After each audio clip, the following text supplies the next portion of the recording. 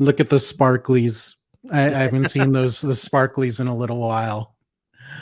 What's up, everyone? Thank you for hanging out at RPAD TV 3000. I am Raymond, your host. Joining me today is a very special guest, the one and only Ray Carsillo. What's up, Raymond? How's it going, buddy? Sorry, I was just retweeting your tweets to make sure everybody knows that we're going live. We've got some good stuff to talk about today. Yes, we are going to talk about the old sports entertainment. Yes. WrestleMania. Can you do your Vince welcome to WrestleMania? Welcome to WrestleMania. That's really good, but you need the mustache now.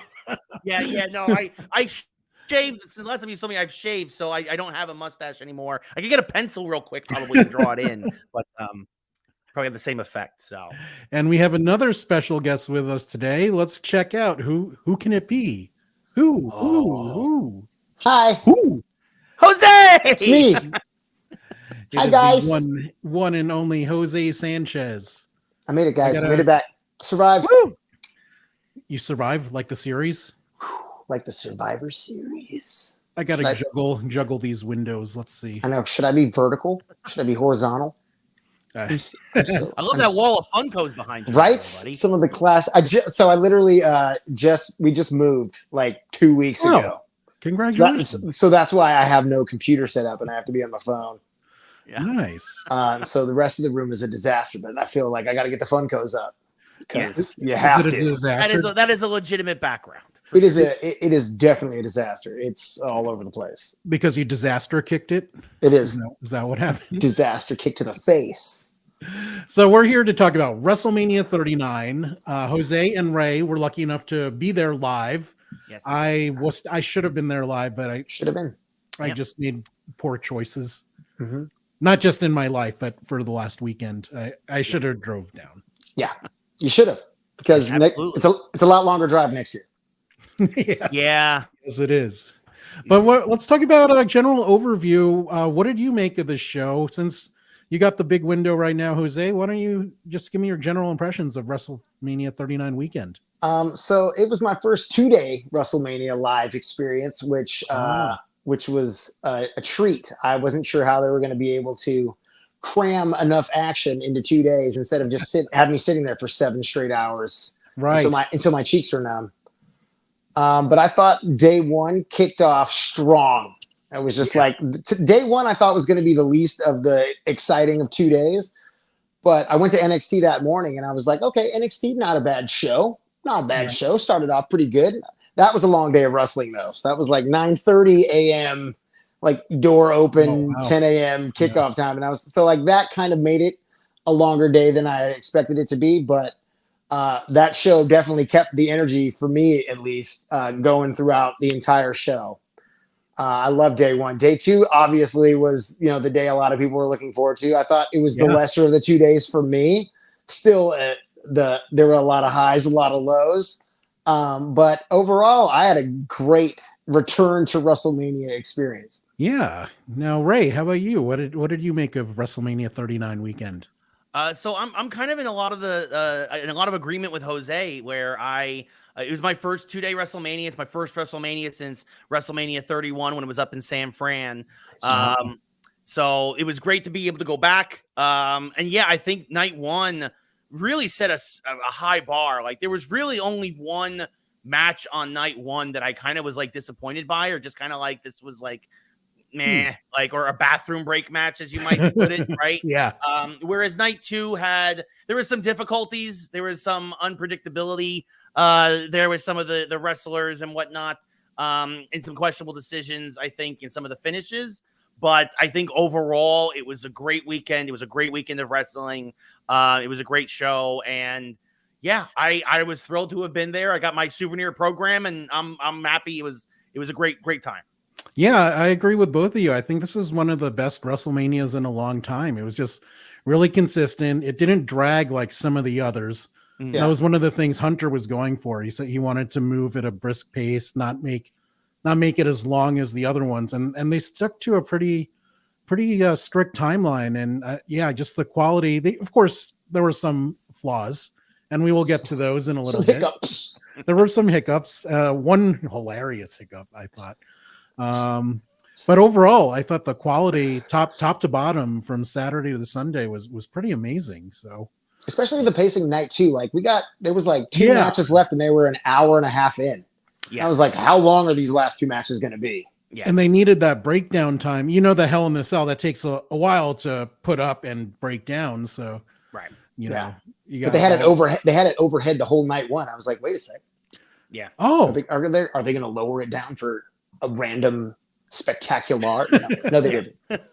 No, they did not. Nice. Now let's go through match by match, starting with. Look, I got these fun little the magic. Hey, look at that! Look at that! We got the ticker on the bottom. Yes.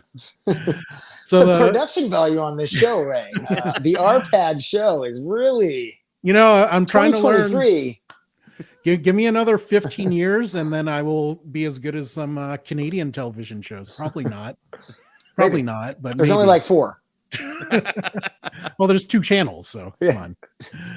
So WrestleMania kicked off with John Cena versus Austin Theory. This was a way to get the crowd going. I mean, say what you will about Cena, the crowd always has a strong reaction, whether it's good or bad. Now, what did you guys think of this match? I will let Ray go first. Yeah, I mean, I think it was for what it was. Like I said, it was to get the crowd into it, right? It was the kickoff match. Cena obviously has some ring rust. He's wrestled 2 matches in the last year, if that, less than a handful, right? Yeah. So it was kind of a little bit in terms of what happened in the ring, a little bit by the numbers, right? It was all the greatest hits, but that's kind of all you want from Cena at this point, you know? Yeah. They came out with the Make-A-Wish kids. It was really a great feeling, a really great. And then 80,000 boos. Just boo, you make a wish, wish maker. When Austin Theory came out, it was 80,000 boos. But again, that was so great about, right? It makes this huge dichotomy between your face and your heel. But of course, the guy who we expected to go over went over. There was no way I think Cena was going to retain. Theory just continues to get more and more heat. It only helps build him. And it was a fine 10-minute match, maybe, right? Yeah. Again, you know, you had your ref bump, you had your low blow, classic heel moves, no reason to go crazy with it. I thought it was fine. It was maybe a B- match, right? Like it's everything I expected, right? Yeah. I mean, how old is Cena now? 40, whatever. Yeah. He's in his, I want to say 45, maybe. Like maybe overselling that a bit, but like, yeah. And again, the ring rust. I definitely think Cena can probably, if he was doing this every week, we could get Super Cena. We could get all of that. But again, this is his second match in a year, just to keep that 20-year consecutive streak going. Right. So, yeah. Right. I mean, for a guy that's been going for 20 years, you know to go till you hear the bell. You don't make a guy tap and then instantly release it, John Cena. Come on, bro. Until you hear the bell ring, you keep that hold on, damn it. You go out there and be a champion. But you couldn't see the ref. No, he did not. Couldn't see the win. Now, there are a few things. Cena looked paler than I remembered. Is he playing an albino in his next movie? What was going on? I mean, for a guy who's been in Australia where it's summertime. That's right. He was filming with Santino and what's his face? That handsome high school. Like Zac Efron guy. That's right. I forgot he was just like there literally like 2 weeks ago. Right. So you would think you'd have been, catching a little bit of that summertime sun, those rays of sunshine. Oh wait, they do seasons backwards there. They do. I don't know when it is. They do. The toilet flushes the other way, and they get summertime in the winter. Yeah. And another thing. Now it's their fall. It's becoming their fall as it's becoming our spring. Yeah. I think John Cena's bald spot has its own Twitter account now. I'm surprised it didn't after he came back in December. That's all everybody could rage about. And I was just like, it goes, guys. It goes. He just needs to fade it up a little bit. Just like, trust me. I am aware. Just fade into the spot there, John. Come on. But I feel like he has to keep his hair long for Peacemaker. And that's right. Yeah. The hair and makeup people in his movies need. Didn't WWE used to be sponsored by Hair Club for Men way back in the day and get that size swirling discount? Just little.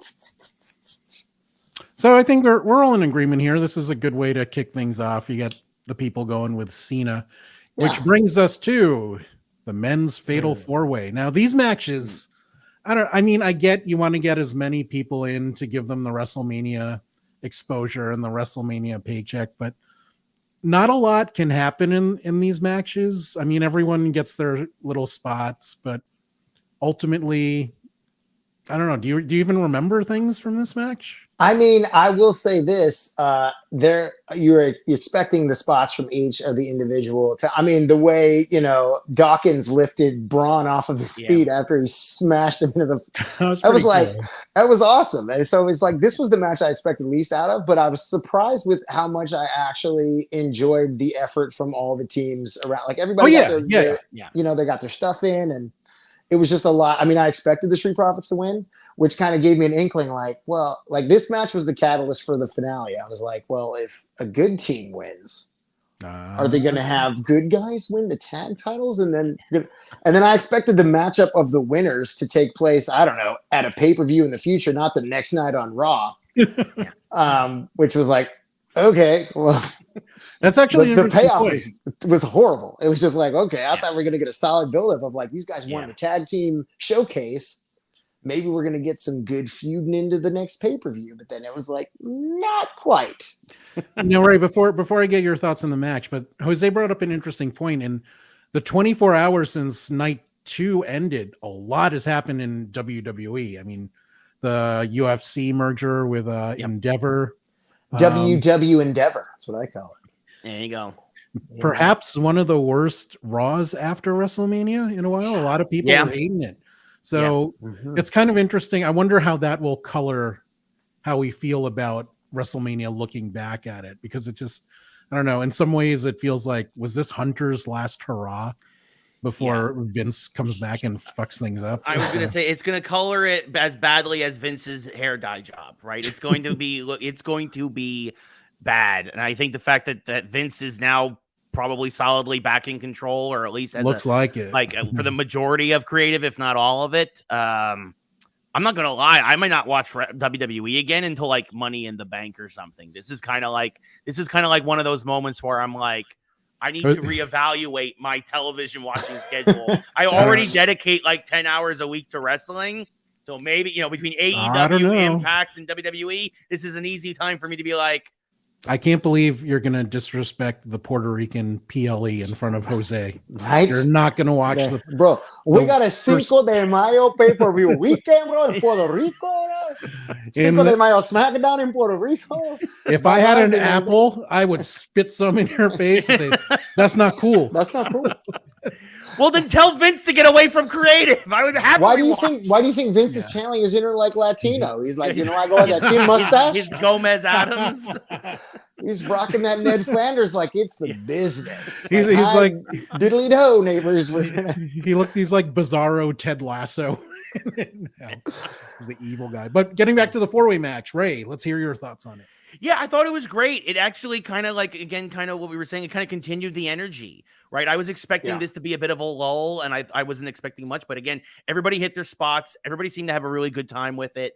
Yeah. You had Braun Strowman running around the ring, and then Angelo taking him off his feet. Ricochet off the top rope with all the shooting star presses. It's just like, it was phenomenal. And I think that it was everything everybody wanted, and it kept the momentum of the night going in a way that I wasn't expecting it to. It was better. Like Jose said, it was better than expected. I think I came in with low expectations, but right. I mean, credit to everybody, all the 8 guys in it. They really made it feel like it mattered, even if Vince made it feel like it didn't matter on Monday. So to echo Jose's point, I cannot fault the effort for any of these guys. Everyone worked hard, which, you expect on WrestleMania. I'm not the biggest Braun fan, so, but even he tried hard. He looks good. And he made Dawkins look like $1 million in that spot. So good for him. Yeah. Good for him.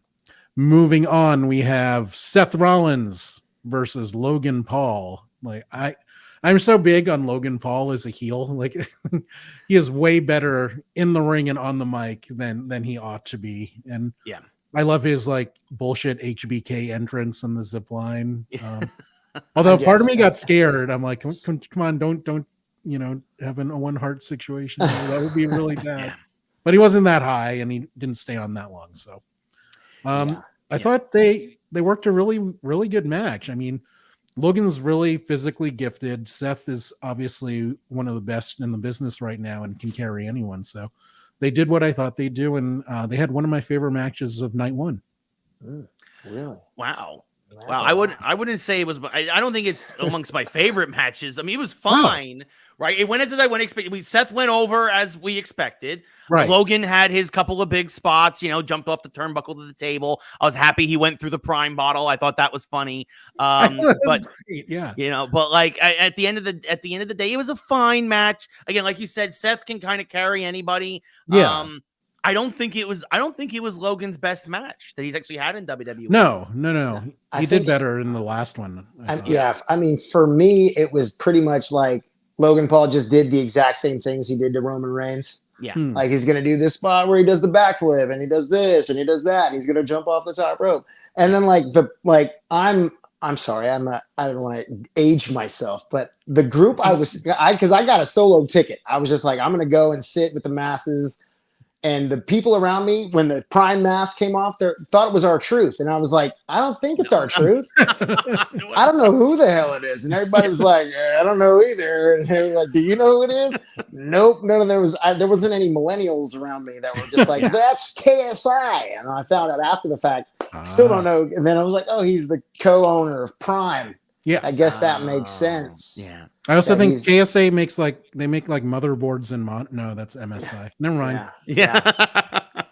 So that was just like, okay. I mean, for me, it was just like, of course, I hope Seth Rollins does not be the guy that loses the singles match to Logan Paul. Right. I would have much rather seen like a Ricochet. I mean, after they have the big collision at Rumble, you'd think like that would have been like some sort of. And I think it was where there was an interview with John Morrison who was talking about, why his matches are so good? Because he has a month to prepare and he's preparing with like Shawn Michaels. Yeah. He's not wrestling like new matches every week, every day, doing this thing in dark shows. He's like, I'm going to prepare with this guy who's, I don't know. He's like, oh, okay, but Shawn, some Hickenbottom, whatever. He's like really good at wrestling. And so, his matches should be like, oh, crap. Like you put in the work. But if you look at, remember when Jeremy Piven was on Raw and he looked like garbage, Well, I mean, there's a little bit of a structural difference. Piven compared to Logan Paul. But even skinny guy like Bad Bunny's putting in some good work. He looks great. Well, because he's Bad Bunny, bro. They fly to Puerto Rico. They fly to Puerto Rico. And the celebrity matches are getting better. Like even when they had Johnny Knoxville last year, they leaned into the whole jackassery of it, and they did well. So it's all in who they're going against, also.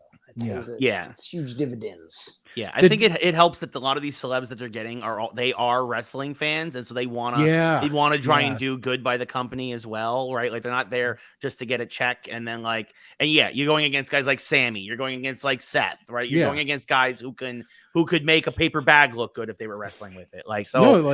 Bad Bunny is a serious mark. Like I was watching him on James Corden, and he was like, wrestling was like the best moment of my life. I'm like, don't you have a wife and kid or something?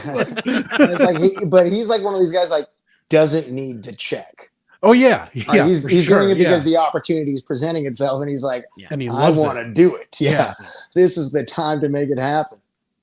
And Puerto Rico represented. I just want to put it out there that I would also love to do it, and also really, really need the check. So if you can choke slam me, throw me through a table, I don't care.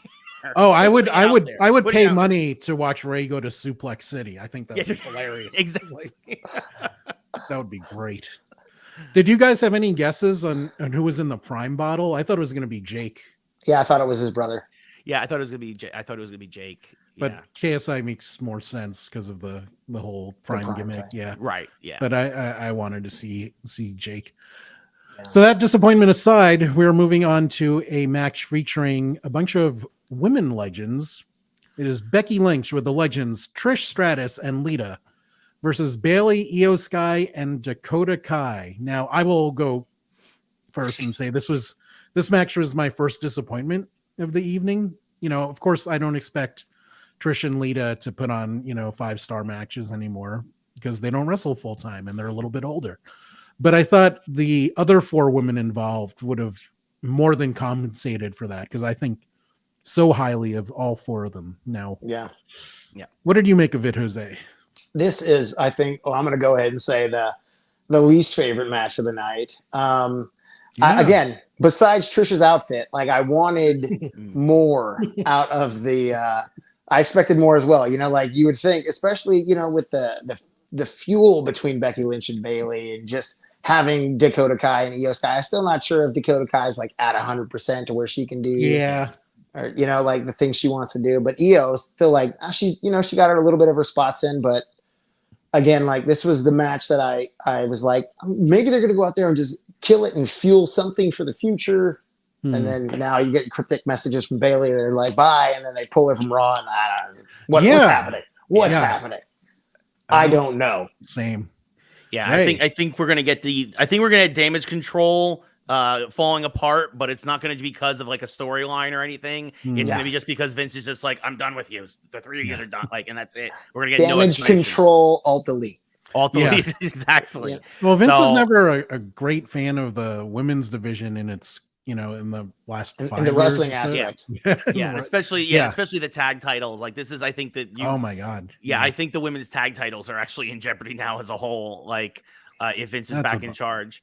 And I think this was absolutely the low point of night one. This was I'll say it, this was the worst match of the first night. And I think it's because, again, it's hard for Lita and Trish to do a lot, but again, but they did well for what they were supposed to do. So I don't fault them at all. Yeah. Yes, but like there was only, again, I wanted more from Io. I wanted to see more high flying acrobatics. I wanted to see something to get me into it. And the only thing I got into was more chicken wings.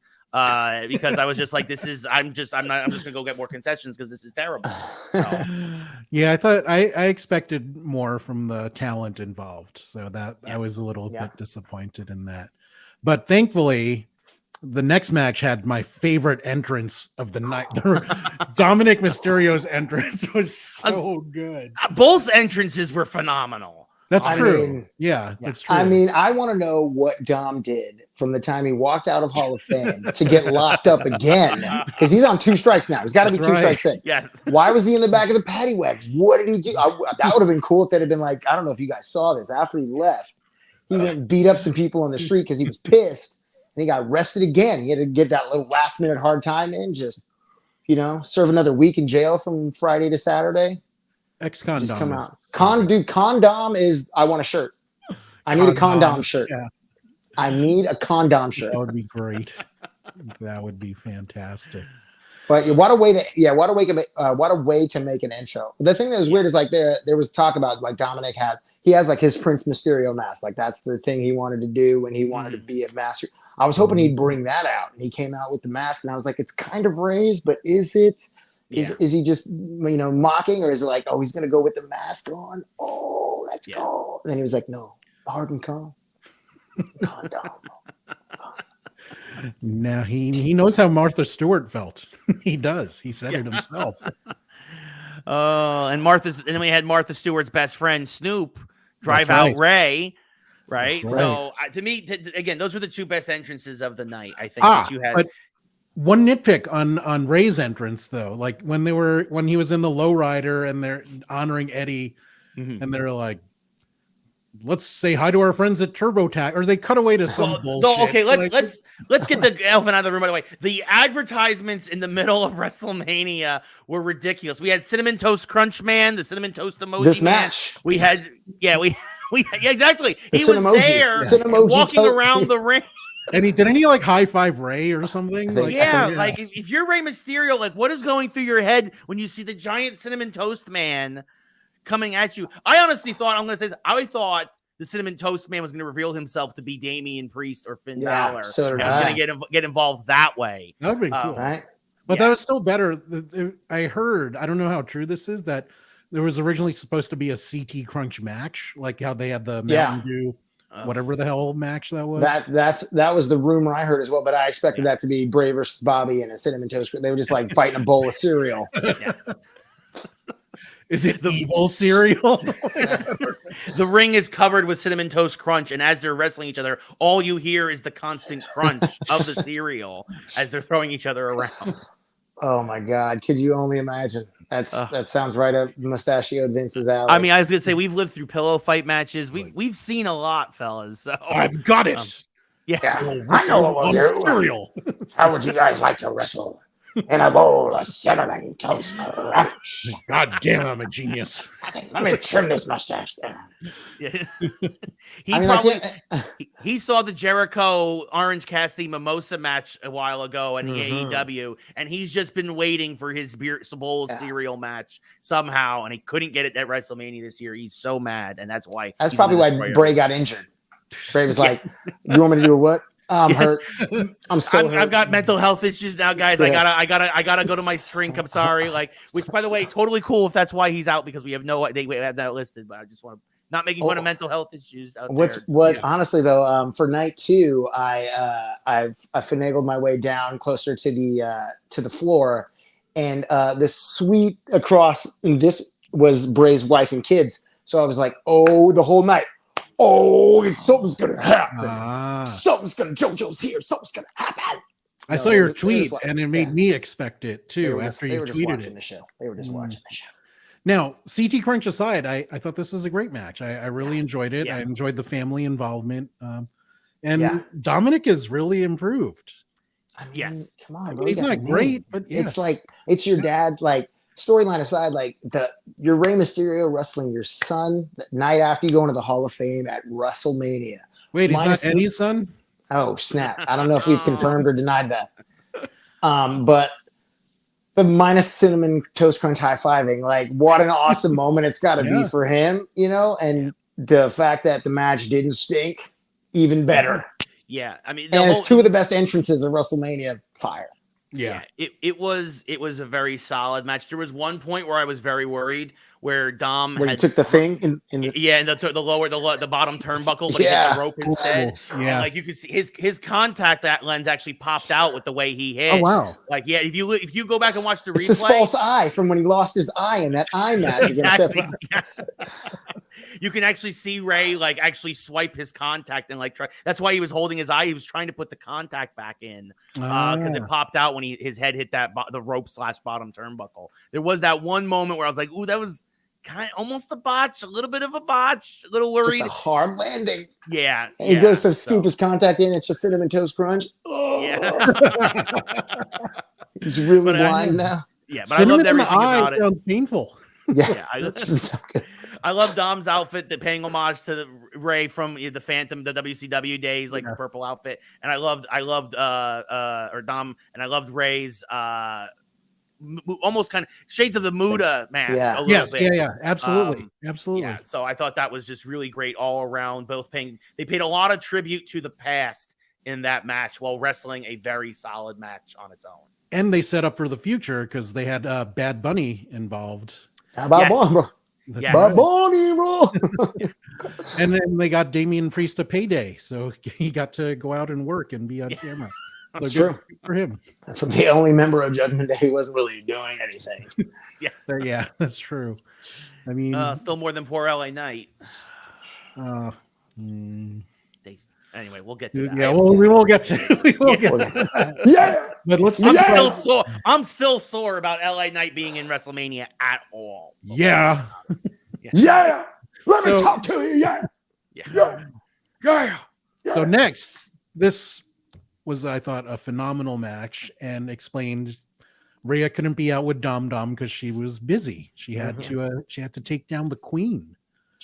Now. Yeah.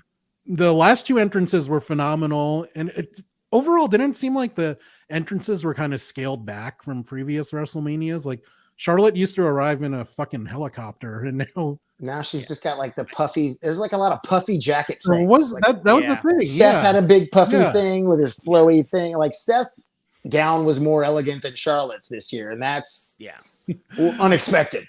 I made a comment about, I'm like, Charlotte used to arrive in helicopters, and my friend Carlos is like, and now she's dressed like a life raft. I definitely think that SoFi's roof made them limit some of the pyrotechnics this year and a lot of the bigger entrances. I think that, it's called an open air stadium, but it's really just, you get the 2 windows on either end zone.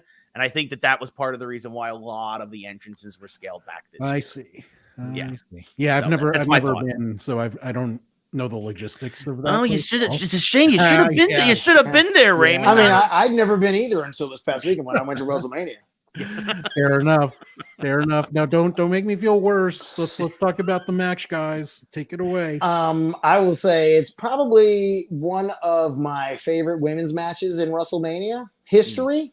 Yeah. I mean, like, what an effort. Like, I feel like night one had the right amount of just feel good, just everything's, like the endings were just on point and everything was just happening correctly. And it was just, these two ladies just blew my mind from what I was like, it sucked because there was the whole, who's going to main event? Is it going to be the tag team? Yeah. You know what I mean? It was like, if the Bloodline storyline wasn't so damn incredible for the last year, this would have crushed it as a main event match. And I think that they had that chip on their shoulder. Like, you don't want to put us on last because of this. Right. Yeah. We're going to go out there and just massacre this place. And they did. And it was awesome. Now, to be fair, the booking buildup to this match wasn't great. As wonderful as both of them are. Charlotte really struggled on her promos leading up to this, and you didn't know if she was a face. Like they kind of flip flopped, and they had that natural flip where like everybody was backing Rhea, and Charlotte just can't help but be a heel. Like it's just her. That's her one. Personality. One thing she's good at. And she's very good at it. So even when they're trying to make her a face, she just reverts to being, a heel. And I think that that kind of really did slow things down for this. But I would say wrestling wise, this to me, I mean, it's 1-1A between this and the main event. But I would put this just ever so slightly ahead of the main event in terms of wrestling. I think this was my match of the night, and so happy that Rhea went over. She so deserves it. And and I also love the story at the end where Charlotte didn't whine or complain. She just was like, "Good on you. You got one on me. You got one on me." I think that was the best part of the night. For the big matches, Charlotte is usually so emotionally spent. She's usually like when she loses, crying. She's usually crying. She's usually crying in the middle of the match. At some point, there's like, what? Yeah. Why is this not working? You think? Look how often her dad cries. If Rhea would have been like, "I'm sorry, I love you," bam, and then just hit her the riptide off the top. Like, that would have been awesome. Just whispers it. "I'm sorry, I love you." Wham! But she was not crying at the end of this match. She looks grateful. She looked genuinely happy. She tweeted for out Rhea. grace. Yeah. All right. The right person has the belt. Like, okay. Yeah. So she's very good at tweeting in a face fashion. But I think again, it's just she's also like, well, I got to lose it to win it back again to get a little closer to daddy. So they just came out with those like 30-time champion shirt flares. Oh yeah, that's it. 31. I mean, 31's next, guys. So 31 flavors of flair. The Baskin Robbins flair. That would be a cool shirt. I'd wear that. Charlotte hasn't had a good shirt since NXT, huh? I used to love her Do It With Flair shirt. Yeah. It was simple but funny, and I liked it. Yeah. But anyway, we had a special cameo appearance up next. We had our hosts come out. Oh, yeah. Snoop and Miz. And we had a wonderful surprise by, I think, the completely wonderful Pat McAfee. I love when this guy's in WWE. He makes everything happier and fun. I love this guy. I like Pat a lot. I love Pat. I love his show. I love when he's on commentary. Problem is we haven't seen Pat for a while, right? We haven't seen him do anything. And so it just felt like it just kind of came out of left field. And again, this goes back to my earlier point where like there's so many guys on that roster that would kill for a moment. Let me talk to you. Yeah. And you leave out LA Knight and you put in Pat McAfee. And it kind of almost made me like, as much as I like Pat, it made me not like him in that moment because I think of everybody else who could have been in that moment that you could have done so much with against the Miz of all people. And I get it. It was supposed to be a 5-minute segment or whatever, but it just, it just felt like that was a wasted opportunity for in lieu of a cheap pop. Okay, that's fair. And to be fair, an LA Knight in LA would have been a bigger pop, I think, than Pat McAfee. I think everybody would have been happy, happier with Pat. The SmackDown crowd was hype for some LA Knight. It was awesome. As much as we all knew Bobby was going over in the Battle Royale, that I wouldn't have been surprised. Like you said, Jose, that crowd was so hot for LA Knight. I wouldn't have been surprised if they called an audible there towards the end and said we got to put LA Knight over. If not night 1, for sure night 2, right? Right. Yeah. I thought it. Yeah, I thought so. We'll get into. Yeah. What did you think of McAfee's appearance? Jose? Well, I mean, Pat McAfee is like, he's the embodiment for myself of me, like fan who's getting to announce and just like, he's so excited and super pumped to just be there and get to do it. And as a 49er season ticket holder, anything to get George Kittle involved at SoFi Stadium. I'm like, that's right, SoFi, cheer your hero, George Kittle, as he takes the Miz out of his shoes. But Ray brought up some point. I didn't really think about that. I was so happy to think about Pat, and LA Knight also popped into my head, but I didn't think about other guys they could have used. Riddle came back Monday. I heard that Shinsuke is ready to come back whenever they have something for him. So that's another route. You could have had an NXT debut there. You could have had somebody come across town. Like you could have called up any number of guys. Say the triple Ks. Braun Breaker. Yes, that guy. I was surprised. I thought Braun was coming out last night. I was surprised he wasn't on Raw. Maybe we'll see him Friday. Maybe. I heard there was a few NXT guys who were supposed to debut last night on Raw and then got pulled at the last minute. Because there were allegedly some last minute rewrites. Because because the WWE got future endeavored. I mean, on the spot rewrites. I'm like, yeah, Vince is back. Yeah. So that brings us to our main event of the evening: the Usos versus Kevin Owens and Sami Zayn. Like this. Think about where these two guys, Owens and Zayn, were last year. Zayn was fighting Johnny Knoxville. Owens was, I mean, let's be honest. He was carrying Austin. Carrying Austin for sure. Still, for him, that was like a dream for him, though. Too. To be fair. Like that's like, for a lot of guys. And I'll say this: Austin, for his age, Austin didn't do terribly last year against KO. No, he looked great, but he also did like Austin thing, like what Austin has become, punch kick, punch kick, Fez press, stunner, pin, So it's easier for him to do that than like if you looked at pictures of Lita on Monday, she looks like she got beat up. She has a pretty nasty shiner. She's all bruised and cut up, and because that's just her style. It's harder for a 40 whatever. Extreme. Okay. Yes. Or is it Poppy Chalupa? What was that guy's name again? I know he's named after some Taco Bell product. Poppy. I don't know. Poppy Chalupa. No, Chalupa. That's a thing, right? It is. It is. Gordita. Gordita Crunch. Cheesy Gordita Crunch. They're phenomenal. I love this. I've eaten way too many cheesy gordita crunches in my life. I mean, if we're going to talk about gimmick matches, guys, let's push the Mountain Dew away. Let's get rid of the toast crunch. Let's get a Taco Bell. Yes. Ring the Taco Bell. Start the match. Like, let's go. Come on. It writes itself. Hot nacho cheese to the eyes. Oh my God. You want it mild or fire in your eyes? I would love to see like someone get slapped with a tortilla. That always makes me laugh whenever I see that. Like, I'd be ready for that right now. So let's move away from Taco Bell and back to the main event. Focus, guys. Stay focused. The main event of night one. I think these guys did phenomenal. I'll let you take it away, Ray. Yeah, no, I mean, this was, again, if the women's championship, SmackDown Women's Championship match wasn't the top match, it was definitely this one. Like, they're neck and neck.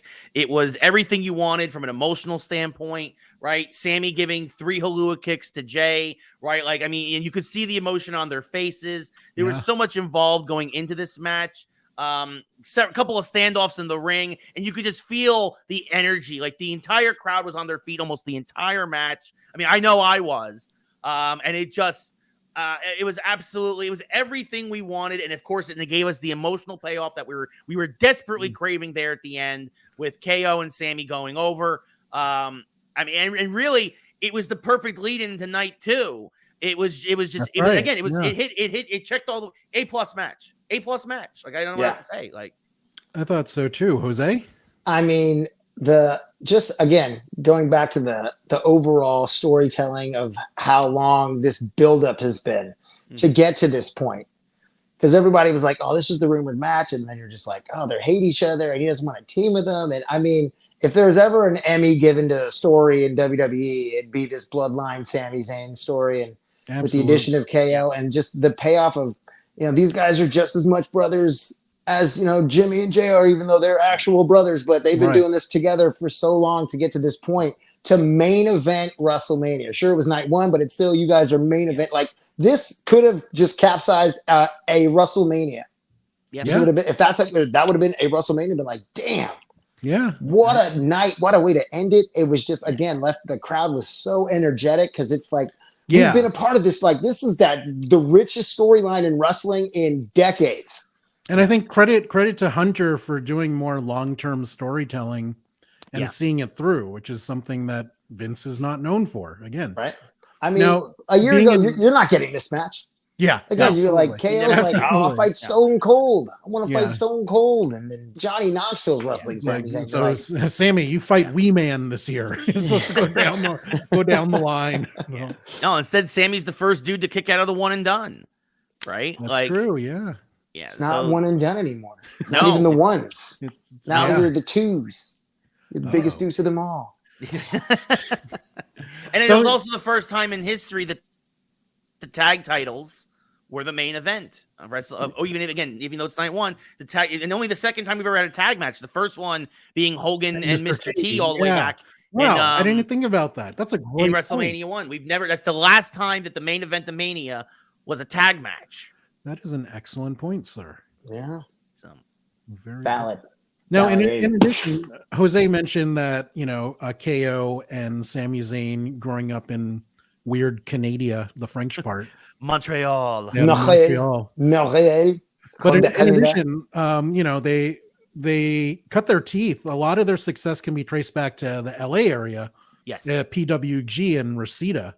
So, I mean, that was one of their biggest breaks. I think Super Dragon used to treat those guys really well and really spotlight them. I've seen them a bunch of times when they were Kevin Steen and El Generico back in the day. So when they were hugging in the ring at the end, it reminded me of, I think it was WrestleMania 20 in Madison Square Garden when Eddie Guerrero and Benoit were hugging in the ring. Yeah. It brought me back to that moment where these two guys have gone through so much together professionally and personally that they got their moment to share with each other. And absolutely wonderful moment. And also, we should mention, it also completes the career Grand Slam for KO. These are his first tag titles, and now he's held all the major. That's right. He's held all the major. Well, he's held the Universal title Universal title, IC title, and US title, and now tag titles. So it completes the Grand Slam for him. So except for that 24/7, I don't think he'll ever get that. Well, Shawn Michaels had the European belts. KO never got that. So.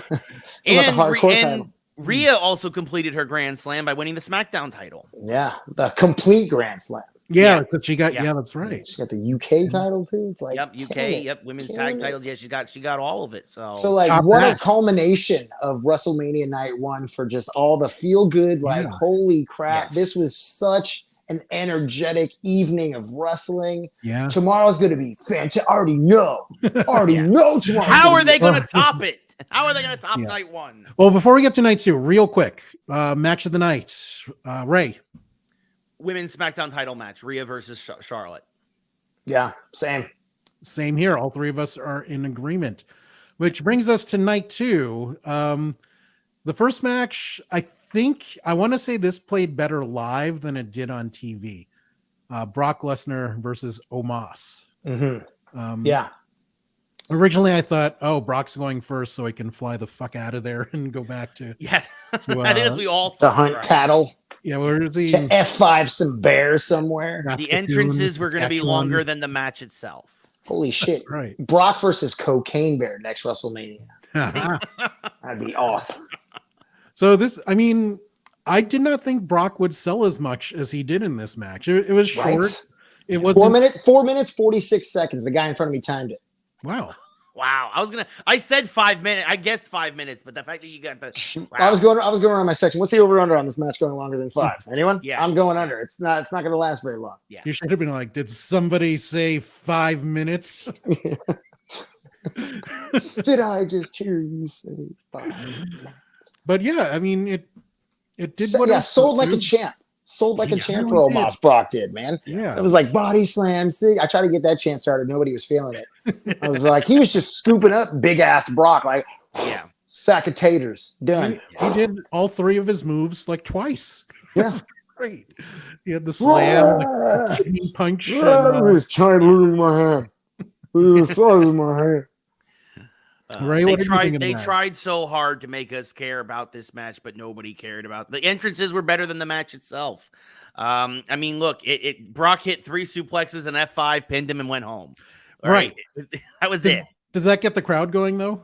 I don't know how it. The played crowd did pop for the F5. Yeah. And I would say the crowd did pop for the suplexes and the F5, but I think it was just kind of like that was the quick peak of that match, and that was it. It was over, and everybody was like, okay, Well, good. on to the next I mean, one. Like, yeah. it just Okay.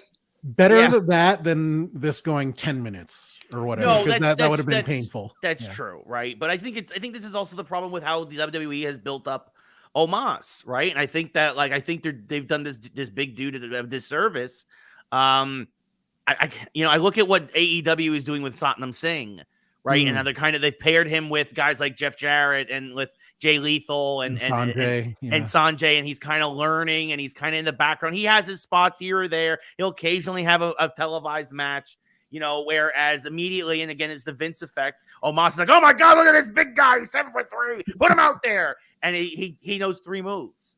He knows 3 moves. And he's crushing local talent every week. Like, Yeah. put him up against like give him some match movement. Like, get him a flow to do something instead of like, here's Tim from Iowa. He's wrestling. Like, all right, I have a big ass hand, body slam. I mean, this is exactly what it's going to be like when I fight Brock Lesnar. Like, yeah. And MVP's doing all he can, man. He was jumping up and down ringside, and those red kicks of his, I could see them all the way from the boxes we were seeing. But there's only so much you can do for this match, and he tried, and it was. I mean, this is the perfect time to have Lashley come out, Hmm. get his payback for the low blow. You know what I mean? Yes. Like That's a good one. Just okay. Everybody's like, well, maybe they're supposed to do this Hurt Business reunion, and it's going to be crazy. And like we had that never paid off. Like the last time we saw Brock in a match, he low blowed Lashley, and then nothing. And now he's the winner of the Dre, and Brock's beating Omos, and everything's normal. And Bobby was not happy on Twitter that he was not in a WrestleMania match. Like, I don't know if you saw all the retweets that he was doing, but it was basically just a lot of folks being like, "Well, where's Bobby? You did all this. You didn't put Bobby Lashley," and him just retweeting. Like his account is just like a dozen retweets of people who are mad that all Bobby did was come out with his Andre the Giant Battle Royale Memorial Trophy, which is a great, and even that you have that spot, and then you don't set up another rivalry. You don't have somebody else come out and attack. LA Knight attack him. Another moment you could have had LA Knight somehow in WrestleMania. It's like do something. Like, if you're gonna have Bobby win the night before, like or 2 nights earlier, right? In the on SmackDown, and one of the guys he got tossed out was LA Knight. That's a perfect time for him or Bronson Reed or somebody else who to get a push is to come out and fight Bobby at the top of the freaking ramp for 2 minutes. Like, come on, guys. Shatter the Dre over his giant back. Like, damn, he broke his trophy. He just got that. Now it's on. I expect these two to continue this feud into Monday. Nope. Another wasted opportunity for me. Yeah. You're going to get someone else on Monday, Bobby Lashley. Someone's going to give you a challenge. Don't worry about it. We're not going to tell you until then. But it's moving up next is how Ray spends most of his Saturdays. The women's fatal 4-way. What a never get the invite. Never get the invite. No, he keeps them all to himself. Just so selfish. Never invited. Oh, hey, it's LA. It's the Valley in LA. Just Yeah. Oh man. They start calling them El Rey Knights. So this match, I mean, again, I rarely enjoy these matches, but I understand, getting as many people involved in WrestleMania as possible. Mm-hmm. But the men's one was better, I thought. Yeah, and, absolutely. Yeah, I mean, this match was great for 3.5 teams. Yeah, the Ronda and Baszler team. Ronda is still hurt. She's hurt, yeah. And supposedly Shayna got hurt going down to the ring. She rolled her ankle or something. Oh, that's why she lost her shoe. She took off her. Yeah, boot? she rolled her ankle. So that's why, it was really a triple threat match. And then, but because again, this is a time where you have the ref in the ring, and we'll talk about the good ref work later in the night. Call an audible, put somebody else over besides Shayna and Ronda if they're both hurt. Yeah. I yeah. get it. Yeah. But yeah.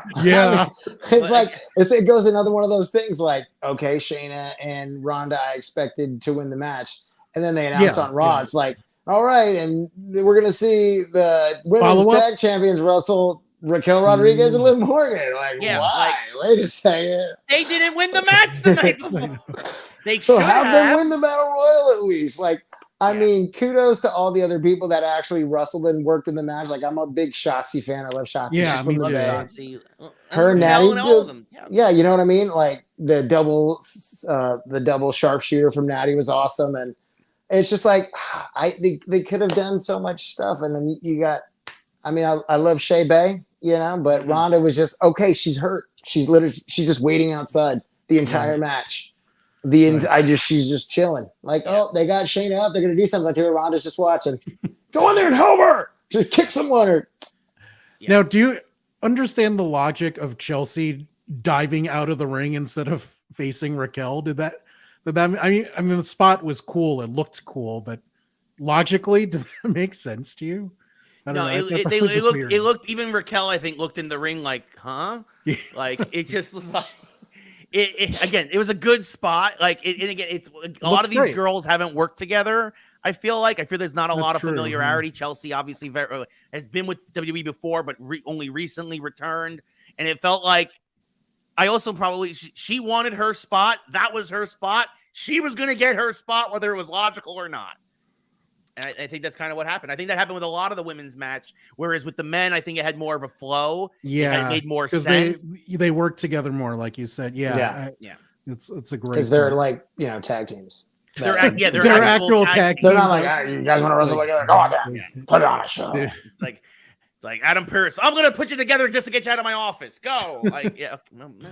Sure. That's what we want to see. I was really happy to see a Filipino woman in WrestleMania. So. Props to you, Shotzi. She's great, and she didn't do that. She usually has one spot in a show where it looks like she kills herself, but she didn't have that this time.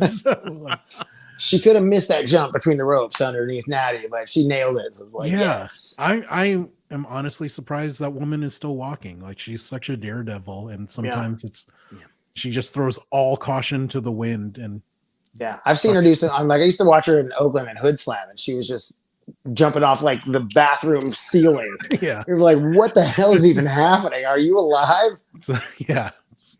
So she's like female Jeff Hardy. Yeah. Yeah. Felt tattoos, more face paint, more tank. I want to just go back to Jose's point. I want to go back to Jose's point about Natalya, by the way, with the double sharpshooter, because this is a woman who does everything is asked of her of WWE and deserves so much credit. And really, to me, deserves a better push than she ever gets. And she just celebrated her 15th year in WWE, and I feel like she shouldn't be stuck in random tag teams. As fun as her and Shotzi are together, I feel like she just talk about somebody who deserves at least another title shot sooner rather than later. But she can't cut a singles promo though, not well. So no, she comes from tag team family. You know what I mean? She comes from that tag team heart side of the family. Yes. Now let us move on to the IC match, which was a hard-hitting affair. I hurt thinking about this match. like some of the chops and slaps and welts and yeah. I mean, the Bang Bros match of the night. Just everybody's bleeding from the chest by the end of it. Like, it's like, holy shit, man! These guys are just, I mean, the most physical of the night. yeah. I mean, besides the guys that wrestled inside of a giant cell, but well, I mean they weren't stiff in general, and when you put the three of them together, like fireworks. And I mean, like Walter, man, like I was talking to somebody before WrestleMania. I was like, I miss Fat Walter. I like, miss Fat Walter too. Skinny Walter's just like a menacing, tall, big guy. But when he was just big and rounded doing all this shit, it was like, holy crap, man. Now he's just like, I'm svelte and I will be Intercontinental Champion and crush everyone with my giant chops. Like I thought that drop kick he does looked better when he was fatter. It looked more impactful. Yeah, and it looked more impressive because you're just like, that big ass dude is getting up there with that drop. Well, it reminds you of like when Vader used to do moonsaults. Yeah, right. Yeah. Like it's nothing more impressive than a big man who can fly or has hops or whatever. Like it's phenomenal. And Gunther obviously has not lost any of his athleticism, but it's just like, oh well, I expect it now because you're a very in shape 6'4" dude. Like you should be able to do a drop kick. Like I want his finisher's got to be like a chop off the top. Just coming all the way off the top row, right in your chest, cave it in.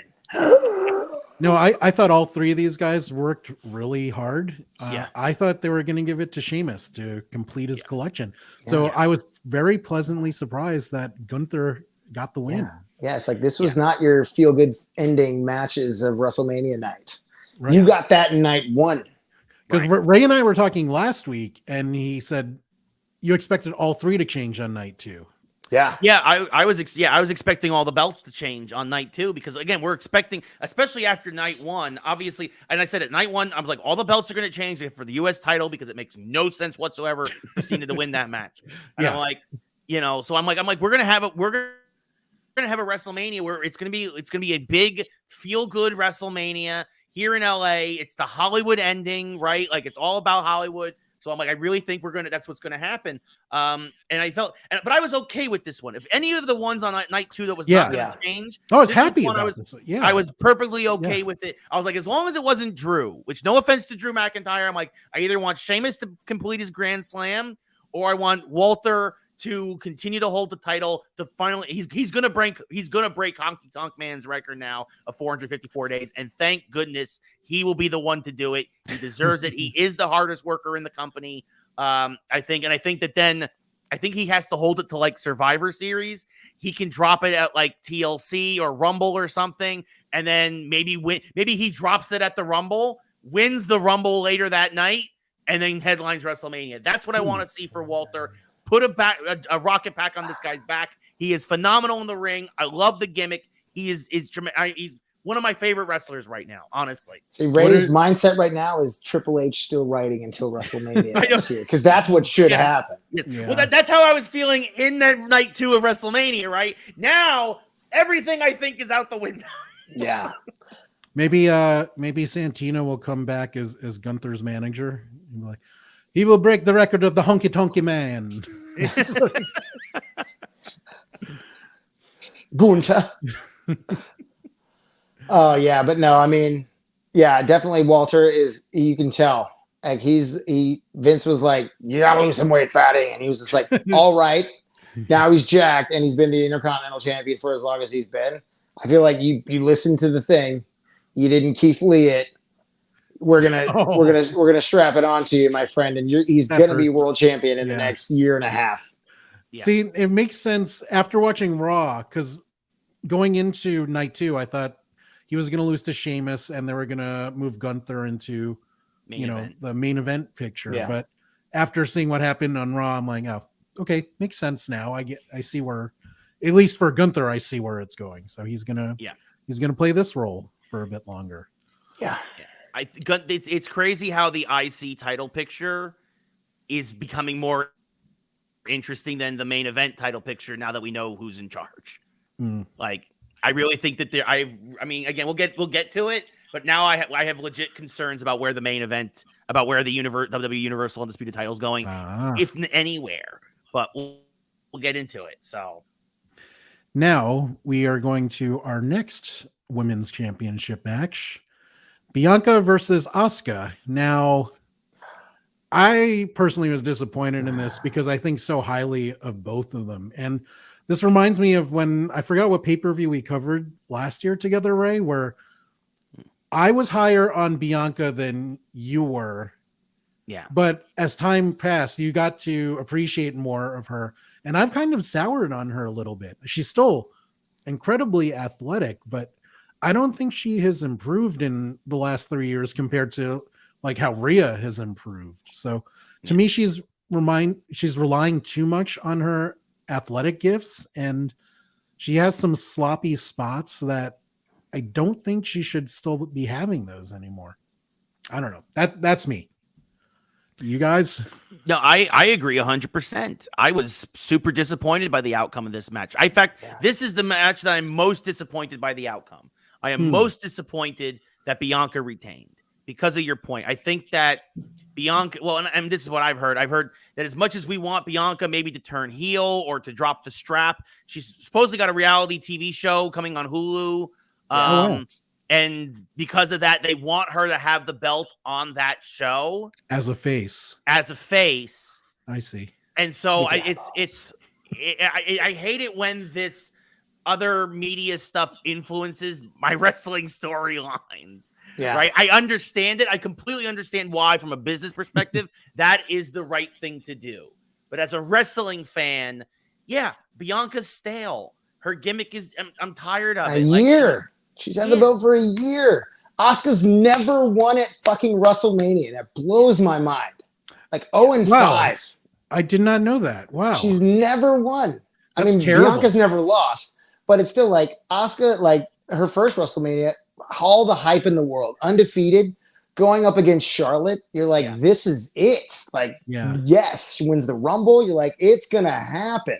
Yeah. And then like, no, it doesn't happen. And then like, well, okay, she loses another one, loses the Battle Royal. You're just like, come on. Now she comes back, evil Asuka at the Rumble. Let's go. Yeah, she's like, she's feeling some sort of way.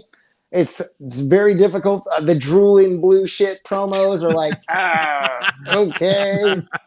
That's not quite the promos that's going to just springboard you into championship territory. But like, come on. Like, if this... again, I'm with Ray, man. This was the most disappointing one because I had such high hopes for Asuka to come out with the title. Because I love me some Asuka. I think she's awesome. I think she's hilarious. She's got some, like, her little, just her movements and her moves, and she was just such a badass in NXT, and she had such a long streak. And I just feel like she deserves at least one, big moment at a WrestleMania. Because I don't know how long she's going to continue to do it. Like, she can keep going for another 5-10 more years, but it's up to her. She might be the person that the three of us have most in common with in WWE because she used to work in the video games media. Right? Uh-huh. You know what I'm saying? And she's a big, I feel for my fellow former journalists. Like, let's go. Well, and that too. I mean, even that, like at the Hall of Fame, her fangirling out over Great Muta when he got in, like, it just it was set up for her. See, I wanted Muta to give her like advice on how to power up her mist. Yeah. You gotta do this thing right here. Like, you can't just all of a sudden be you can direct it better if you put your fingers here. Okay. And that's like, he's like, you know why it's not coming out right? You're not doing this. It's just you're just leaking. You're just leaking blue. You gotta hit it and then spit it. Yeah. Hit it and spit it, Asuka. There we go. On. That's why she's missing. She didn't. There's Asuka's next shirt. Hit it and spit it. So this was a disappointment, and I think both are great. I don't think Bianca's improving as much as I think she should. Anyway, she's still phenomenally gifted. That's what sucks too. It's like she came in so damn good. Yeah, and it's just like I need a little bit more though. Like, right. She's just like running with it's working. Whereas at least working for a year. Asuka had the excuse of Vince ruining her character, like he does with most women and most Asians. Vince ruins them. Like, think about how badass Shinsuke and Asuka were in NXT, and then when they get to the main roster, it was like, yeah. Now the next match, I thought was going to be the biggest disaster, but this cracked me up so badly. I love so much about. I'm gonna take the driver's seat for this one because there's so much I loved about what happened. Here's the keys. Yeah. Go ahead and drive this bad boy. So this I thought would have been the perfect spot for LA Knight. Yeah. So instead, I hear Shane McMahon's music, and I just felt awful. I'm like, fuck this guy. I don't want to see him ever again. And so I was expecting pure garbage, but instead Shane hurts himself on a leapfrog. Yeah. He tears his quad just like Daddy did. Dude, father like son in that family, man. Like these guys got to start hitting some squats or something. Like, well, my fear, I'm like, Stephanie, stay away from the ring. Yeah, no, seriously. So he tore his quad, and I shouldn't be laughing at other people's misfortunes, but I thought it was hilarious. And then Snoop Dogg, God bless his soul. What a great improver this guy. I mean, can we just talk about how quick on it he was too? Yes. Just like, I'm gonna have to do some shit. Yeah. Pow! You want to do it again? Pow! Snoople's elbow. Let's go. That was the worst and best people's elbow I've ever seen. Yes. The way he bounced off the ropes, I'm like, He's are like, you even touching the rope? It's like, he's like, I just saw this dude split his quad open. I'm trying to take it slowly across. He should have like crip walked to the rope and just like but bounced he, off. he crip walked when he was celebrating. I'm like, ooh. Oh man. I mean, good on Snoop for the incredible. I was really impressed by how quick on his feet he was. What? Wow. And really a lot of the credit also goes to, and I mentioned the refs before, Jessica Carr. Yeah. Jessica Carr was the one who immediately was like, kind of threw up the axe. Like she knew, she threw up she's like, Shane's that he's done. And she's the one who pointed at Snoop, and she's like, people's elbow. It's like, do shit. She was the one. She's like, yeah, do something. She was the one who kind of took control of that situation. And also, super credit to Snoop. Snoop didn't, like you said, Snoop didn't freeze. Snoop's like, this is what you need right now. Let's do it. Yeah. And they did it. And Miz, and they were able to pull that.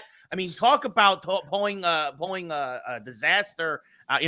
Pulling that out of the trash can, basically. Yeah. But again, this also goes to show, what are you doing? Where's LA Knight? Yeah. But I mean, the look on Miz's face when he got hit with the elbow, where you looked at Snoop like, mother, he came in kind of hot with that elbow, Snoop, little bony ass elbow. Yeah, man. He put his full weight. Miz looked at him like, Dogfather, why? You know this isn't supposed to be real, right? Like you didn't actually have to elbow. That goes into making it again the best and worst people's elbow I've ever seen. He should have showed up on Raw without his shirt and just a big welt on his chest from his little bony ass Snoop elbow he caught.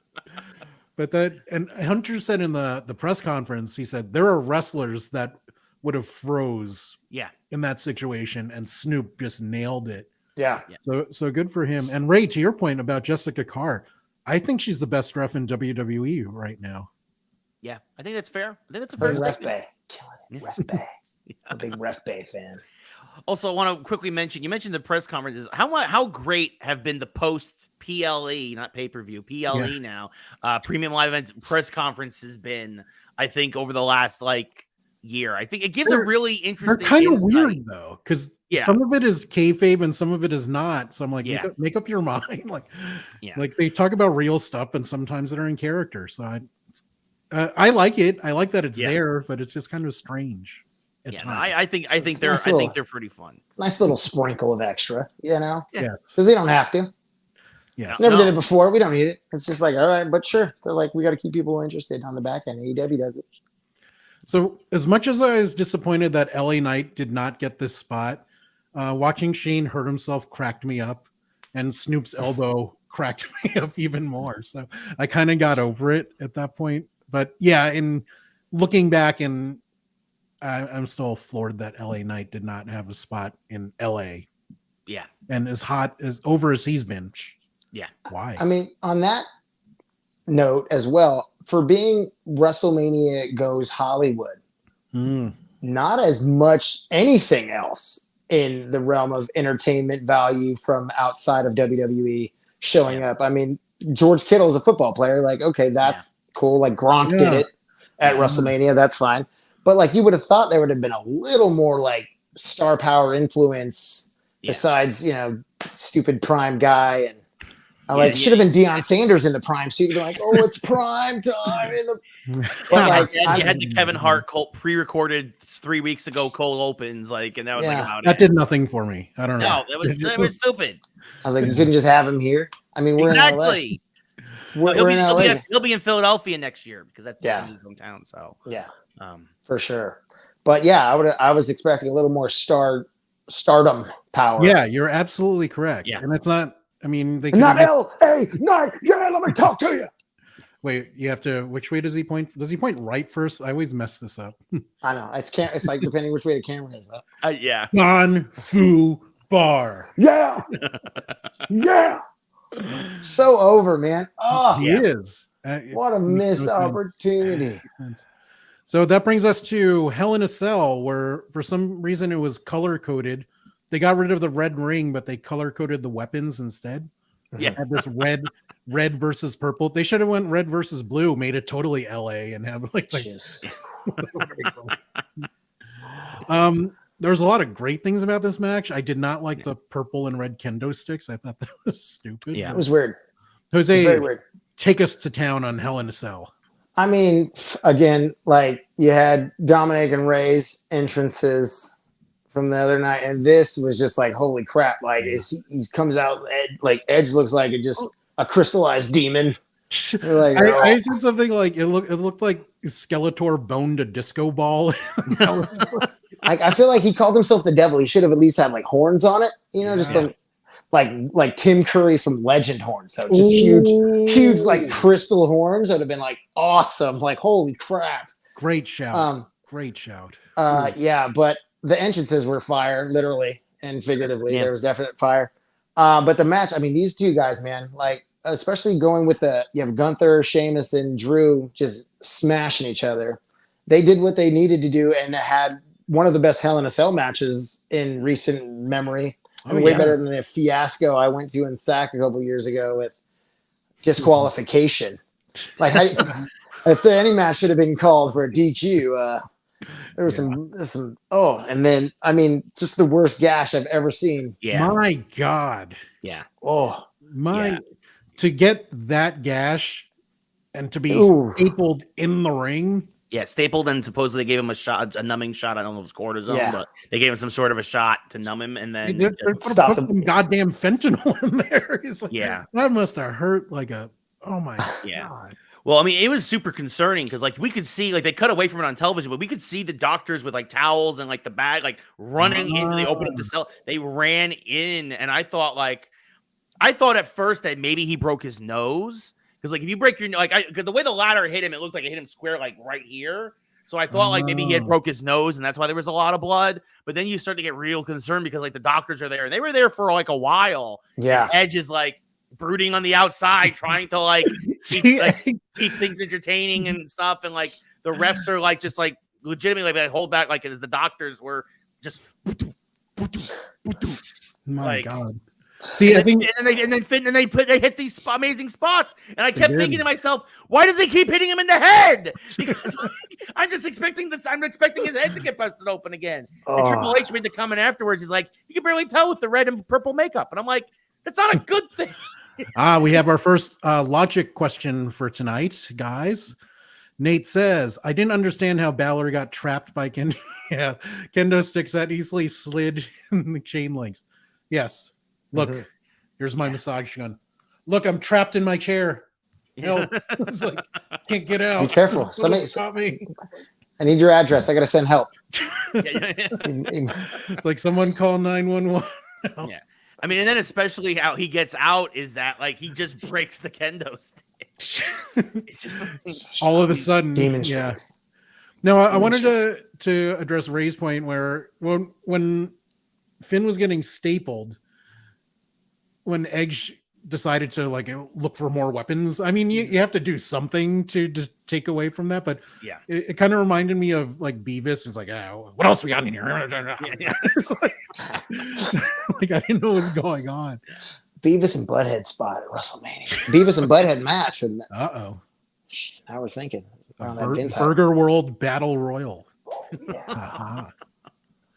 So Edge, he's done some spots in this stage of his career that I don't think a man of his age should be doing. And as crazy as this match was, he kind of played it safe for Edge. So I was happy about that he didn't do one of those spots that made me wonder if he was dead or alive. So, well, and again, I also wonder though, how much of an audible do they call after Finn? Yeah. They were like, you got to cut this shit out. Yeah, like I felt like that match would have went a little longer, but you know, I mean, and if you watch AEW, you hear a lot of those guys talk all the time about when they get like the crimson masks, and they're like, yeah, the hardest thing is like you start to get dizzy after a while, that much blood loss, and you wonder if like maybe there was supposed to be 5 more minutes, but Finn was just like, you know, starting to see stars after a while. Like it's like, guys, we're only an hour and a half in. We need to stretch this match out a little longer. He's like, let me get some staples in the middle of the match. Yeah, for people who aren't exactly clear about what we're talking about, like Finn got a cut on his head that looked like the Joker smile. Yeah, it was like at least an inch wide, right? Yeah, it was like an inch wide and like 5 inches long. Like it was like at least. Yeah, he got a vagina on his head. Okay, okay. Somebody else said it. That's what I was thinking. I really appreciate that. Come on, he got a vertical smile right here on his forehead, and it was just awful. And Ray sent me a tweet of the cut, and it looked big after it was stapled. So I can't imagine in the ring when it happened how big it was. That was nuts. Yeah. But credit to both of these guys. They both did really well. Yes. And very satisfying match. That was one of the funny moments after WrestleMania had ended. It went back to the Talent Hotel, and Edge was there, and I was just like, the person I was with was like, "Can I get a picture with you?" And I took a picture. I was like, "Dude, hell of a match, man!" But they got a Finn Balor shirt on. He's like, "Well, I put 14 staples in his head in a Hell in a Cell." So I was like, "You did that." He's always, He's always a great interview. Like when we've met him, he's always been really cool to us. And I mean, he always he's like, "Hey, I'm Adam." And I'm like, "Yeah, you're not fucking Adam." So weird. It's so weird. It's so weird when they use their real names. Yeah. Like, no, you're not. It's like, your name's Edge. It's like, just the Edge, sir. Yeah. I don't want a photo of Adam. I want a photo with Edge. Where are your fangs? I thought you were a vampire, man. Oh, were you disappointed that there was no Gangrel? That was a rumor going into the show. I was expecting Gangrel and a newly re-signed Christian, because that would have been like. Is he out of contract? I mean, he was buried alive the last I saw. That's true. Right here in San Francisco, he met the dirt down. He got it. Straight out of the jungle. Maybe he's still in there. That would have been That's why he didn't show up. He's like, I tried to get up. Brood. Yeah, just hell ancient. They all come out in the crystal masks. Well, and then that too. And then you could have probably given Damian Priest something else to do too during WrestleMania. You know, have him and Gangrel have a fight on the outside or something, or Christian or whoever. But it's like, is the Demon a part of Judgment Day, or is it just Finn Balor? Does he get 2 membership cards then, or just one? Like, is he an extra member of? Does he count as 2 members? These are great. I mean, Finn says the demon's always a part of him. He just doesn't let it out. No, you misheard. He said the semen is a part of him. Semen Finn Balor.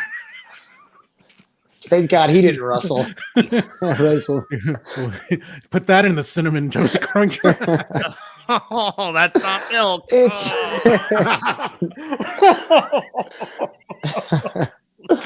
I'm back to those got milk days. They're stone cold, not milk, boy.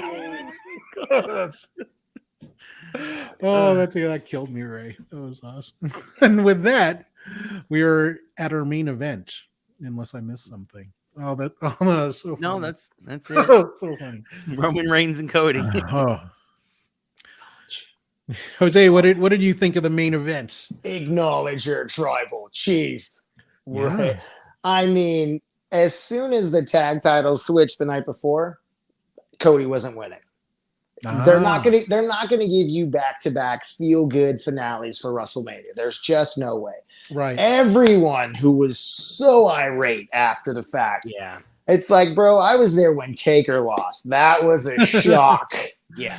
I've never heard 70,000 people just audibly gasp. Like, what just happened? I mean, good for the thing that Cody did wrong Now, first of all, awesome match. Yeah. Fantastic match. Some again, more solid bloodline storytelling going into the finale for this one. But the fact that Cody's like, the road ends at WrestleMania. I'm like, bro, no, it doesn't end. You've been back for a year. You got hurt. Yeah. You were out for months. You come back at 30, win the Rumble, and then just for it to end all of a sudden, and then what? Right. Then your journey's over. Thanks for coming back. Hell Money, no, man. Money's in the chase. There was a lot of people like, oh, he's got to have something to get overcome. He's got to do this. And no, man. He's fighting Roman Reigns, who's been champion for almost 1,000 days. Right. See, that's why I never thought Cody was winning, because I thought they were going to get Roman to 1,000 days. I agreed with Ray's other two picks. I thought those other two matches were going to go the other way. But yeah, as did I. I expected Sheamus to win. I thought Asuka was going to win, but this I was like, Cody's road can't end at WrestleMania, because if he wins the title, he finally gets it. And there was, again, so much backlash on the internet. WrestleMania sucks. This is awful. Wrong person. I was like, no, you're not seeing it, man. Yeah. If he wins if he wins the title and finally overcomes it a year after he came back and minus all the months he was out for injury, then he's got just nothing else to do but lose the belt really quickly. Now, the people that said it sucked, will they tune in? See, I think that plays them perfectly. Right? It's great that it angered people like, I quit wrestling. I'm not watching WWE. No, you don't. Yeah. You maybe take a break. Like I might take a break until like Money in the Bank, right? Like you take a short break. Because you hate Puerto Ricans. We know this. No. It's because Vince took back over now. And now I'm like, now I have no faith anymore in the product. I am genuinely now Roman's going to become UFC heavyweight champion next. He's going to hold that belt for 1,000 days. And he's going to be like, I told you, bitch, undisputed champion of the Universal Fighting Company. This like, title what? reign They changed the name of that. This title reign was brought to you by TurboTax.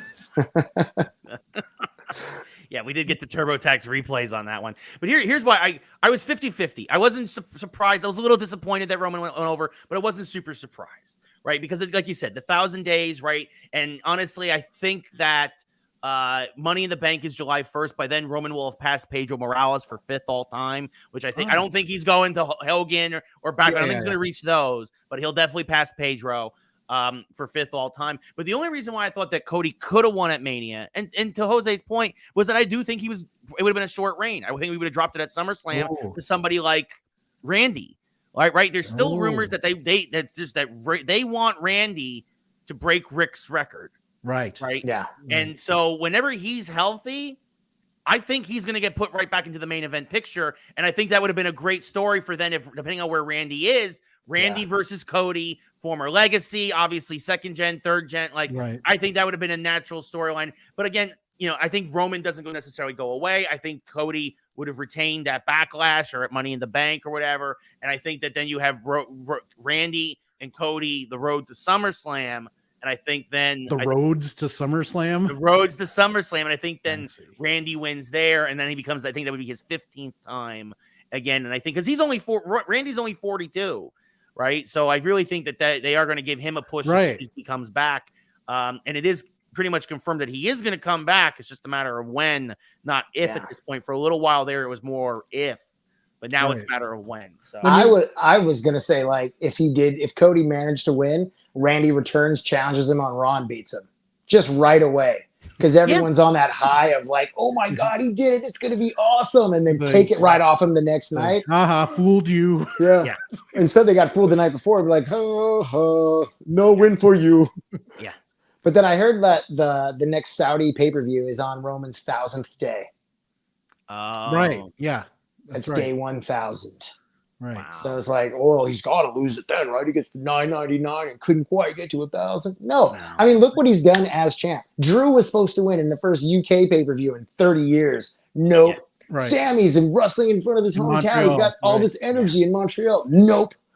Cody's, it's the road. He came back from injury and he won the Rumble. He's going to win. Nope. So the Saudi, that would be his 1,000th day then, or... I think it's either I think if he wins, it's day one. I can't remember what it was. It was it's like it's either like But so like that would have been funny if they made like a person who isn't supposed to wrestle in Saudi. Like if they brought Sami Zayn and had him take the belt there, Can he get out of that country alive? Let's see. Well, like MVP, he is no longer welcome in Saudi Arabia. Oh man, but yeah, I mean, like it was just I've got to the point where it's so funny to see the people that just berate the endings of a match. Like it's fucking wrestling. Like it's not gonna go the way you want it. Like Kofi winning was incredible. That was awesome. But because Daniel Bryan was the champion. Like Roman Reigns is such a giant of a person. Like you need somebody that when he does lose, the belt's not going to last on somebody for that long because the regular sized individuals are trying to get into wrestling still. And they're trying to bring these guys up from NXT, all these NXT guys that aren't very giant people. Yeah. That when they see them standing next to a Roman Reigns or a Brock Lesnar, you're like, oh yeah.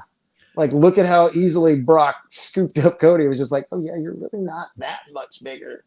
Yeah. See, this is why I am ready for the reign of Walter. Yeah. And then he just bulks up again. Yeah. Just Yoko's it. No, you're when you did that, it reminded me of Big Trouble in Little China when Thunder. That'd be cool if he could gain weight on command like that. Yes, dude. Like how they weigh in UFC and then the night of their fight, they're like 30 pounds heavier. Like, what did you even do in a day? Holy shit. Now, before we get into transitional talk, because of all the things that have happened, let's quickly pick our favorite match of night 2. What did you guys think? I mean, for me, it's main event, Cody and Roman. Like it was because I was rooting for Roman Reigns. I knew he was going to win, and I'm glad he did because I expect Cody's journey to just continue on. I want him to get more involved in some of the other premium live events and just a good storyline throughout the. I mean, the Road to WrestleMania was a great story, but it was just Rumble to Mania. You know, like he came back, and they shouldn't have announced he was coming back because it was just like interstitial after interstitial for like a month. We're just like, here's the commercial. I'm coming back again. I'm like, okay, well, I know you're coming back. You're gonna win. I get it. Yeah, but it should have been a surprise like Cena. Yeah. But yeah, for me, it was Cody and Roman. Right? The IC triple threat match, the Intercontinental title match. I'm gonna go with the IC match as well. It's just the hard hitting, and if Sheamus would have won, would have got the nod for me. The Walter Gunther win pleasantly surprised me, so I was happy about that. Yep. Perfectly okay with that. The only way, only way I would have been really disappointed with that was if Drew had won, and that's nothing against Drew. Just that would have bored me too. Yeah, I totally agree with you there. So it's kind of weird. Like I enjoyed the show as a whole. I thought this was a very strong WrestleMania. But it's different seeing now that WWE is part of a different company, and different after. I have concerns now after how shitty Raw was. Like, and that Vince is apparently booking again. How do you guys feel about everything? Talk about how you felt right after the show and how you felt after Raw, if anything changed for you. Drunk. I was wasted. I was a lot of whiskey and cokes in. I missed that. And where was the Talent Hotel this year? The JW. Okay. But I was a lot of Broken Skull IPAs in. I saw that was great marketing. First of all, SoFi, brilliant. Having Stone Cold's beverage there for purchase. $20 for a can, though. I was, a little aggressive. What? I said, how much? Wow. What? So yeah, I only had a few of those because it was almost the cost of the ticket to get wasted on that. But no, like leaving the show, it was first of all, I mean, it's always great to attend a WrestleMania. This was my 14th WrestleMania, like 14 in. It's like once you go to one, my first one was in LA. My last one now is in LA. It's just such a high of wrestling fandom, and whether you had to enjoy the outcomes, whether you hated it, just the energy from 80,000 plus 2 nights in a row. It's like getting it 2 nights in a row is nuts. Like that's a cool thing. Having it split up like that with 2 solid nights of wrestling. I mean, a little bit of lulls, but to keep the energy going throughout 2 different nights. I was upset because I couldn't go to Raw. Like I was looking forward to it. I was like, it's in my hometown, or not my hometown, but close enough. to where I could go. And I've been to all these WrestleManias, but I've never stayed for the WrestleMania or the Raw after WrestleMania. Same, actually. Yeah. Now that you mentioned it. My wife had to travel. She had to Right. fly somewhere. So I had to come home and take care of my baby. So I was like, well, all right. And then I watched and I was like, thank God I didn't stay. I would have been pissed. Like, Oh, are wait. you kidding? Can you tell the people what you were singing on the plane, Jose, when you were on your way to your baby? Spend my day working hard on the go. I can't. I might be copyrighted. I don't want to get this flagged. But I couldn't wait to get home to my baby that night. So Thought so. Now, did anything change? I mean, yeah, you mentioned in the plane. Let's go to Ray then. How did you feel after the show? And did anything change after watching Raw? Yeah, I mean, I was a little disappointed after this. Again, like Jose said, WrestleMania in person, amazing. Always amazing. Felt great. Much higher high after night one than night two. Yeah. But that's just because I was slightly disappointed. Not just in the Cody Roman match, but in several of the results. But I also understand it's wrestling, right? I get that the story's got to continue somehow. So I get it, right? Somebody's always got to be chasing and somebody's always got to be champ, right? I get that. So, and it's a lot more interesting usually when people are chasing Roman, at least in recent years. For some fans, that's all they know. If they've only been watching for a few years, That's very true, right? has anybody else ever had the title? Yeah. I've been watching for 2.5 years. I mean, we are getting to it's. I mean, another year, and it's gonna be like it's a Hogan-like reign, right? Like, so I don't know if he'll get to next WrestleMania as the champion, but yeah, no. I mean, I think the sad thing is I think that after Raw last night, like I said, I'm gonna take a break for a few weeks because I really, I'll see the results on Twitter. I'll read the sheets. I'll get I'll keep up with it.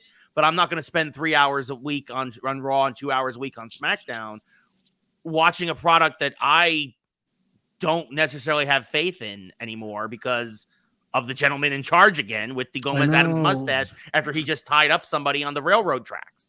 Like, did he tie Linda? That'd be awesome if he tied Linda. And now he's demanding, and he's also demanding pictures of Spider-Man. Like it's Where's Spider-Man? Yeah, exactly. Spider-Man. No, so yeah, after Raw and after the last 24 hours, I have a lot of concerns about this product that I absolutely used to love. Yeah. And it's because Hunter has done an amazing job since he's been in charge of creative, and absolutely. Yeah, it seems like it's all gonna vanish in like a week or a month. I mean, for me, it's like I have a feeling SmackDown is gonna save the week, like from Raw. Like like I feel like they the ball's in their court. It's like you guys can this is the moment where this is when you gotta pull out all the Triple H. This is what we had planned. Vince was doing the Raw stuff. Hunter's got SmackDown. It's like, let's do something that's going to be like, holy shit, I didn't see that coming at all. Right. Instead of it's just going to be like celebrations. Are we going to be celebrating the champs, or are we going to be getting into the thick of things? I feel like I'll definitely be tuning into SmackDown to see what the hell happens. Because if SmackDown's a shit show, then I too shall be worried. I won't miss it. I won't miss the show, but I will be worried about the product as I'm watching. Yeah. And I'm even scared for NXT too, because Vince, that used to be my favorite show when Hunter was in charge of it. Yeah. And then Vince took some crayons to it and changed everything, made it all. But Sean has brought it back. Yeah. Maybe not as good high of a level as it was before, but it's definitely moving in that direction. And I was pointing up. I was not doing an inappropriate sign. Yes. Like we're talking about LA Knight, let me talk to you. LA Knight is going to show up on SmackDown and he is going to demand title shot. What do we do? What do they do with LA Knight now? Because it seems like they just totally blew it at WrestleMania. Yeah. He should have had something. A lot of things should have happened at WrestleMania. Vince is going to make him a fashion agent again. Yeah. Oh, God. Max Dupree. He's going to go back. Him and Otis are going to form a tag team. And he's going to leave Chad Gable behind. What would his maximum male model name be? Chad Gable. Gable. Sade. Gable. Yeah. Sade. Mansois. Masse and Sade. That still cracks me up. Oh, man. Yeah. But we'll see. As murky as the future looks, let's focus on the positive. I think we all had a great time. Oh, you got a great time being at WrestleMania 39. Yes. I had fun watching it at home. I thought it was one of the best WrestleMania weekends in a while. And even though night 2 wasn't as good as night 1, just as a whole, I thought the weekend was great. And I appreciate it. Yeah. The only thing I would have loved more was I miss hanging out with you guys at wrestling events and watching wrestling with you and making chants, sometimes inappropriate chants. That's the best way to do it. I was just surrounded by a bunch of new people, like a bunch of single ticket holders. We were just yelling some random things. Nice. Guy next to me got super wasted. I don't know if he remembers what happened night 1, but wow. The annoying part is if I had gone, I had suites both nights that I did not know about. And I'm just like, wait, thanks for the phone call. Me and Ray could have met up in the like- suite. Like we could have met up in the suite and been hanging out. Thanks. Yeah. All right, man. I'm glad that just went to waste. Way to go. I don't know. You think you know somebody, Jesus. Come on, Ray. sorry, my bad. Now, guys, I want to hear what you have to say about WrestleMania 39. What were your favorite matches? What matches did you not like? Leave me a comment. There's my socials all up there. You can follow Ray. He uses @Ray Carsillo for everything. Yeah. Jose uses Don Fubar, although you have can go over your socials because you have the spacing in the. It's just Don Fubar everywhere except for Twitch. Whenever I set the room up and I can stream again, there's Don_Fubar because I think I signed up for a Don Fubar account. I don't remember what email I used when the Twitch first started. I don't know where to access that. I did that too. Yeah. I don't even have that email anymore. Is that my G4 email? Oops. I think it was my high school Hotmail email. AOL email. Yeah. My Netscape. Don Fubar at netscape.geocities.com. Oh, and actually, let's go out like this. Yeah, let me talk to you. You do, Ray, you do what? And I want to see who wins. Yeah. What? Yeah. What? Yeah. What? Let me talk to you. Yeah. This should happen in WrestleMania next year. Book it, Vince. Oh. LA Knight versus Stone Cold. Let's The go. promos would be amazing. Yeah. What? Yeah. Let's do it. Cool, guys. Thanks for watching RPAD TV 3000. We will see you next time. Yeah.